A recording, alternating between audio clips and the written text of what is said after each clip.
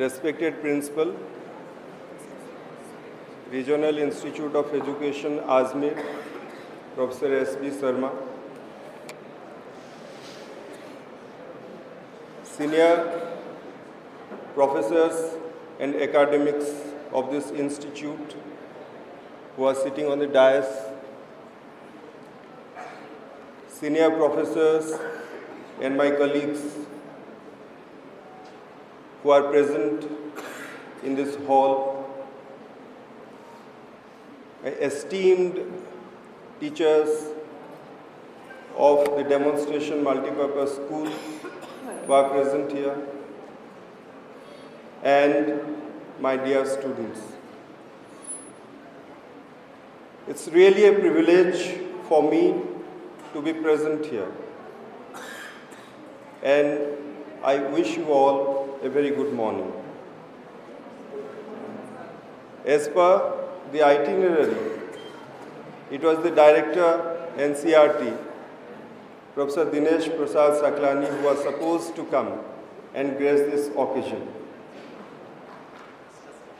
But because he is not in the country at this moment, so it fell upon me to come. I am not an outsider, I am one of you. So I have been working in NCERT as a professor of history for last about 20 years. So to that extent, I have also been exposed to people who are working here and also to the system through which the institution functions. But I have a special affinity with this institution in the sense that when I first joined NCERT as a faculty member, that was the time when a new curriculum framework was getting implemented and textbooks and syllabi were being developed. And it again, coincidentally, became my responsibility to also develop textbooks, one of which was the World History textbook. And it became necessary that we also introduce the newly developed syllabi and textbooks and also the important guidelines of the National Curriculum Framework to the teaching community. And hence, I had to come to this institution for the first training program that we had to conduct. So that was in 2004.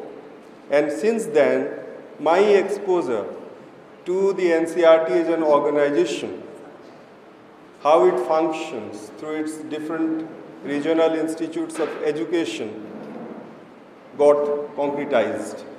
And hence, I have this special affinity with this institute. The foundation day for an institute or an institution, you may say, is a very special day in a significant way. People, those who have a spiritual dimension to their understanding of phenomena,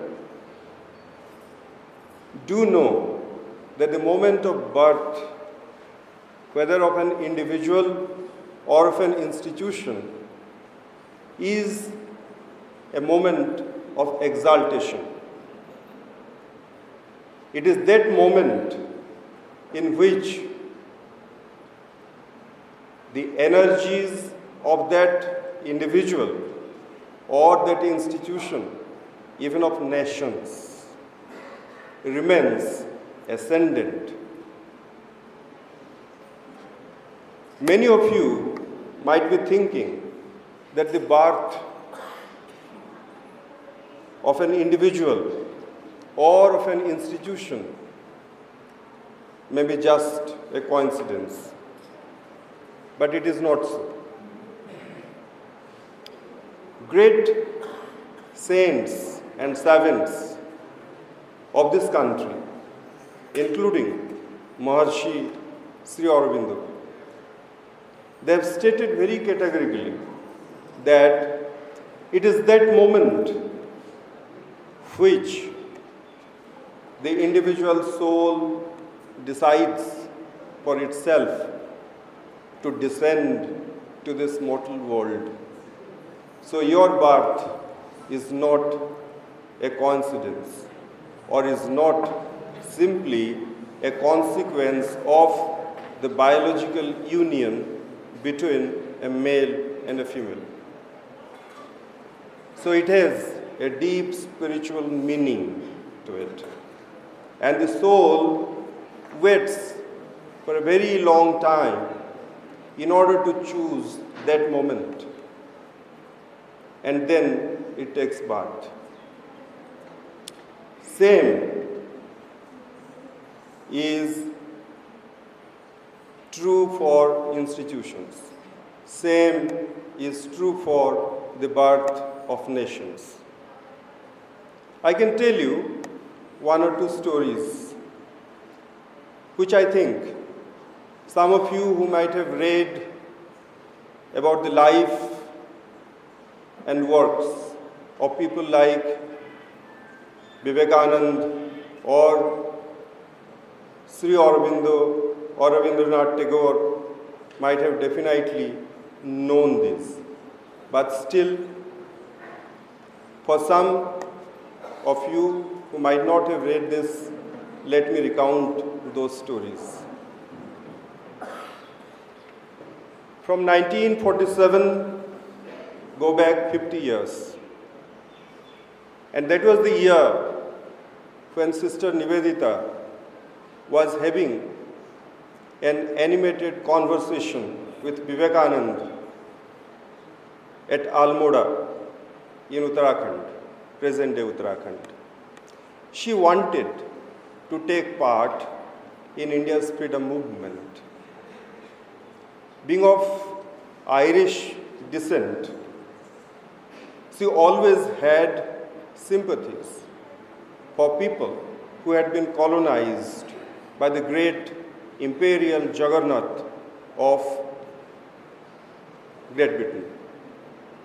And therefore, she could not stand still or become a mute spectator to what was happening in India, the way the imperial governance was perpetrating atrocities on the people of India. That's why she was having an animated conversation with Vivekananda to take part. Then Vivekananda said, it's more important for you to initiate action for the education of women in this country.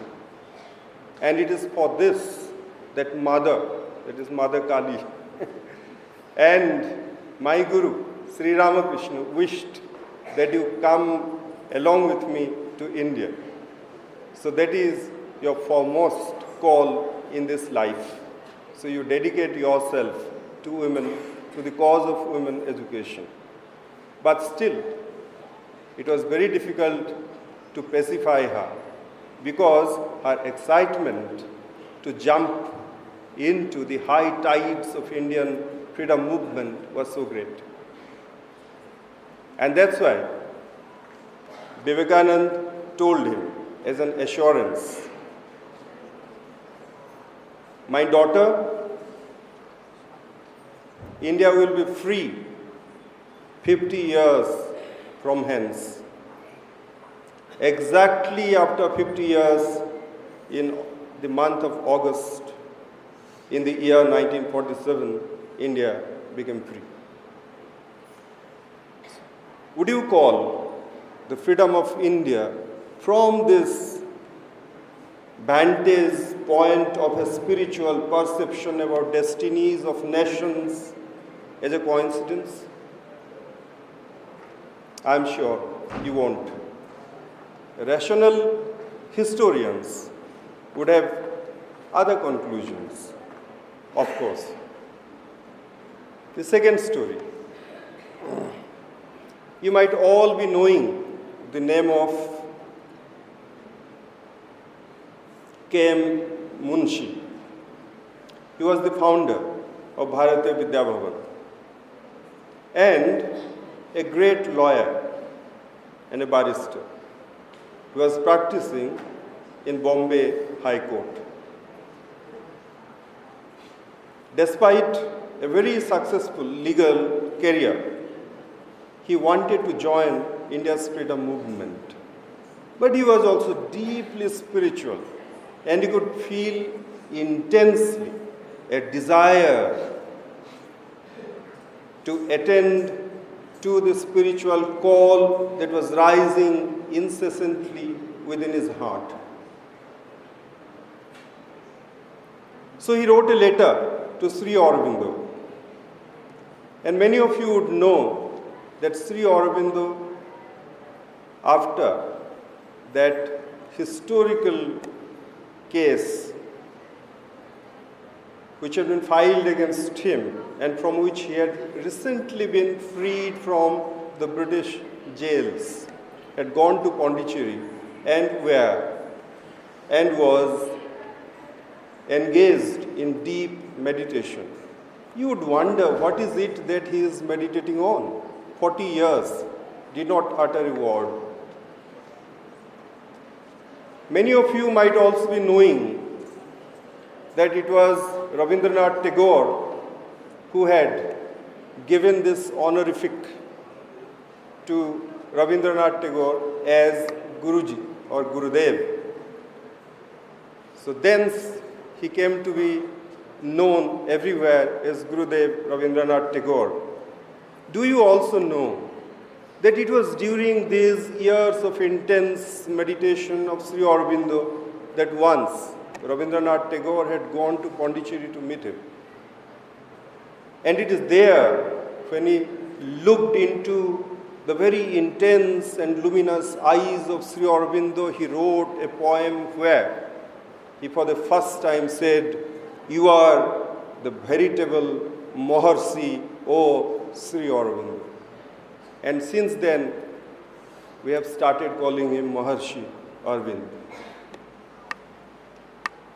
So K. Munshi wrote a letter saying, should I participate in the freedom movement, or should I come to the ashram and meditate with you for spiritual salvation? Sri Aurobindo wrote back saying, if you have that kind of intense call from within, then please come to the ashram and dedicate your life for spiritual realization or the realization of the self. Then he came to the ashram and asked Aurobindo, "But will my country be free?" After a long pause, he said, "Yes, it will be." Then he again further questioned, "Who can give me this assurance?" Again, after a long pause, Sri Aurobindo said, "If I give you this assurance, okay, Master, if you give me this assurance, then I will accept it." Then he said, the person under whose leadership the country will be free has already come into the scene. Whether me or you or anybody else is in the movement or not, that will make no difference. India, of course, will be free. And when India became free, on 15th August 1947, in the All India Radio, in his address to the nation, Sri Aurobindo said, "This is not a coincidence. 15th August is also Sri Aurobindo's date of birth." In All India Radio message, he said, "This is not a coincidence." So these are the two stories I wanted to share with you.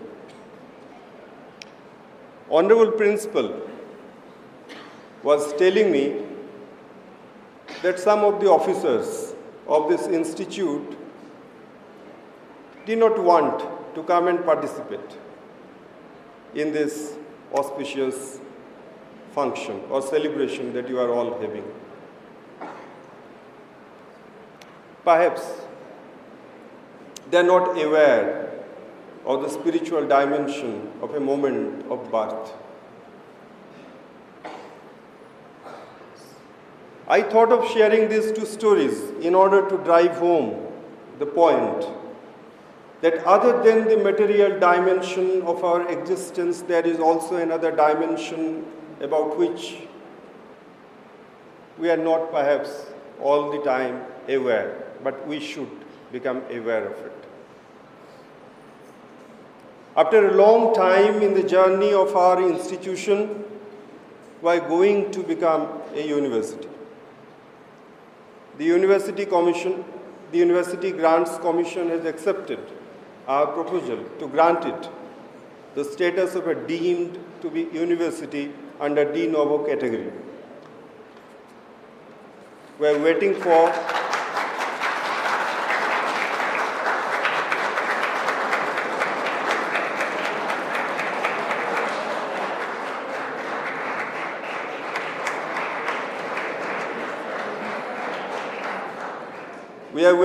the ILO from the Ministry of Education to come to us. It may come anytime soon.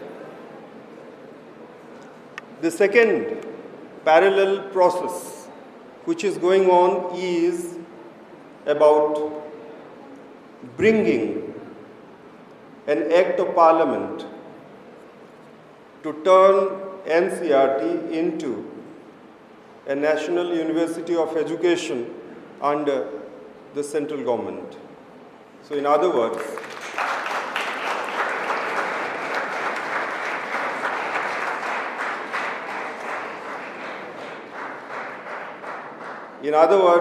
it will become a central university, but while retaining the nomenclature of national. So it will be not like any other central university, it will be a central university with a nomenclature of national. So the Executive Committee of NCERT has accepted this proposal, and the ministry has been asked by the Honorable Minister of Education to prepare a cabinet note which could be introduced in the Parliament in its winter session, which is only 2 or 3 months away from now. Why I said this? I said this to reiterate the point on which the earlier two stories I shared with you. That the birth, the transformation, the growth and the death of any institution like an organic entity are also the results of a scheme of things which cannot be many times comprehended by us. You will no longer study in an institute which is administratively and financially integrated with NCERT, the umbrella organization, and continue to get your academic degrees from institutions which are different from it. I am hopeful and very certain that you are a generation of teachers and students who will see your institution becoming a central institution of education, and your certificate will carry its sign and signet.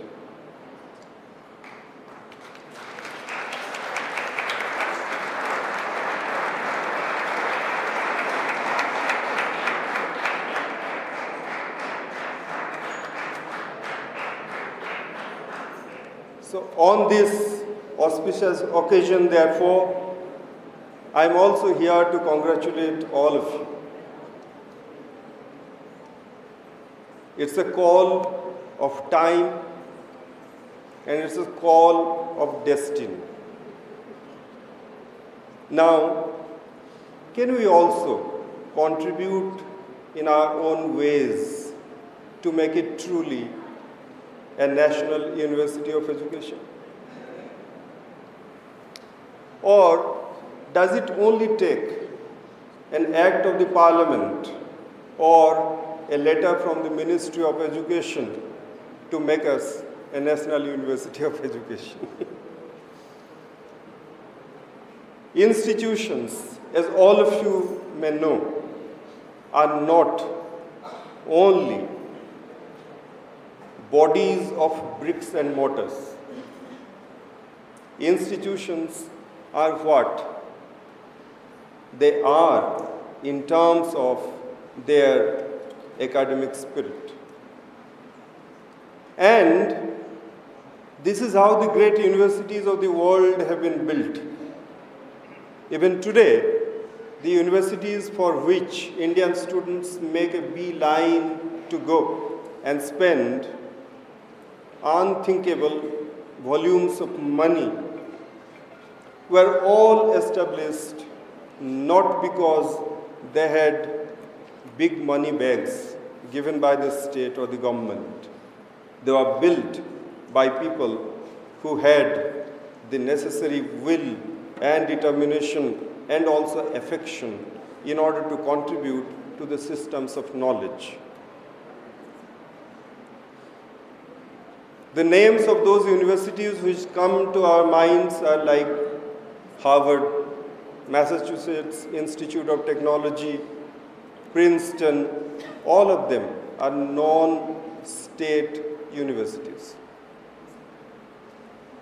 So it's the students, the teachers, the philanthropists, the lovers of knowledge, they have all contributed for the rise to the heights of glory. And this is what we can make. The Indian tradition has always been like this. The Indian subcontinent was imagined to be an oil-filled lamp in which the light was lit by Vyasa, who was also thought to be a representative of Lord Vishnu. Vyasaya Vishnu Rupaya Vyasa Rupaya. So this is how he has been adored. And you may be knowing that the word Vyasa is not simply a proper name. It's a word which represents the compiler of all knowledge. So there could be many Vyasas. But this particular Vyasa is Vyasa Vadarayana, whose father was sage Parasara and whose son was Shuka. In the beginning of the Kali era, when all the sages, and according to some accounts 80,000 of them, assembled in one place, and that place has been called Vaishravana. So it was Suka who gave them the message of the past and to look future and say what you can do for your salvation in the age of Kali when things will be extraordinarily difficult. Why 80,000 people should listen to sage Suka? What are his credentials? His first credential was that he was the son of sage Parashara. And his second credential is that he was the grandson of sage Parasara and son of this Vyasa Vadarayana, right? And the second credential, which is the most important, is that he himself is born free. Even after taking birth, he did not look behind, either to his mother or to his father or to his home. He just left. So he was born free. A soul which preserved its freedom till the end. That is what in many ways we call to be intellectual freedom, academic freedom, and so on and so forth. He was truly free. So these were the two credentials for which 80,000 sages, the knowers of truth, listened to him and asked for his guidance as to what they could do when the times become hard, harsh, and difficult. So how to charter the course of salvation and self-realization. So this is this country which has this great intellectual tradition. Can we not build institutions? Or should we all the time be looking for others to shower their grace upon us or to throw some pelf? Why are we looking for budgets all the time, which is at the discretion of somebody else? Maybe a person who doesn't understand about what a lamp of knowledge is all about, the lamp that we have been lighting. Would you know that the Saraswati that is being represented everywhere in arts and other things is not the Saraswati of the Vedic aspiration or understanding? She is all pristinely white, everything. Her dress, her own complexion, her lotus, everything is only white. And what you get, Saraswati, is a red blouse in your art. Nothing. Because knowledge is ever so blemishless. It's pure white, not a grain or not a particle of dirt on it. So that is what knowledge is. That's how we build our institution. Can we do that? In all its peripheral aspects also. Beginning to plant a few saplings, beginning to keep the rooms clean, beginning to keep the places where we reside in the hostels clean, beginning to create an aesthetic ambience all around ourselves. Can we do that? Can each one of you plant a sapling? And you come from 4-5 states. You bring your culture along. Why have multiculturalism become such a great thing to celebrate in universities around the world? And why not in us, in our institutions? Do we celebrate the festivals that you celebrate at your homes in UP? Do you celebrate the festivals that you celebrate in Uttarakhand? Do you celebrate the festivals that you celebrate in Rajasthan? Here, in this campus, it will truly become the celebration of Mother Saraswati. Then we would truly be lighting the lamp of knowledge. And we will be fulfilling, as the descendant of Vyasa Badarayana, the responsibility which he has established. Vyasa means a pit, a platform. Vyasa pit. So the Guru is seated there, and we sitting in front of the Guru are learning about the self, about truth, and about the character of eternity of our existence. Birth and death would only be small punctuations in that process. So on this 61st day of your foundation day, I wish you all the very best and expect that you will be contributing to building your institution in a way that people would look up to and learn from. Thank you, everyone.